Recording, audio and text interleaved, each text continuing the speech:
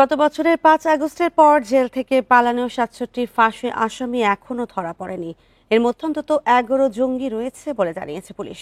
এছাড়া এখনও পলাতক আছে ৭১১ আসামি। এই পরিস্থিতিতে নির্বাচন সামনে রেখে গোয়েন্দা নজরদারি বাড়ানো হয়েছে। পলাতক আসামিদের ধরতে বিশেষ অভিযান চালাচ্ছে পুলিশ।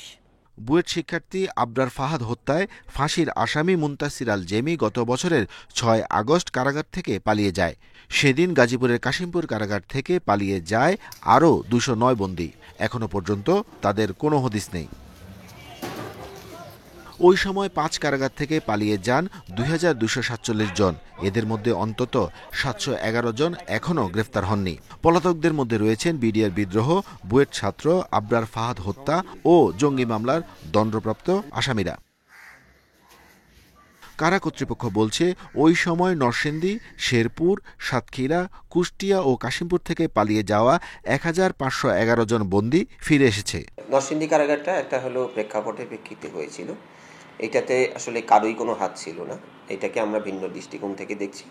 আর বাদবাকি যে ৪টা কারাগারে এই ধরনের ঘটনা ঘটেছে সেগুলোর ব্যাপারে আমাদের অ্যানালাইসিস করে আমরা একটা অবস্থানে গিয়ে দাঁড়িয়েছি যে কিছু কিছু ক্ষেত্রে ইমারতগত ত্রুটি ছিল।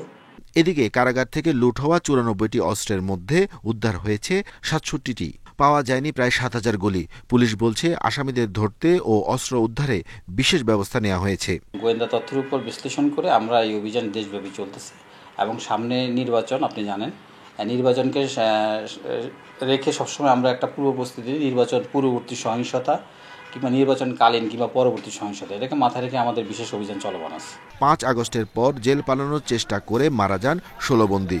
এসব ঘটনায় মামলা হয়েছে ৬টি।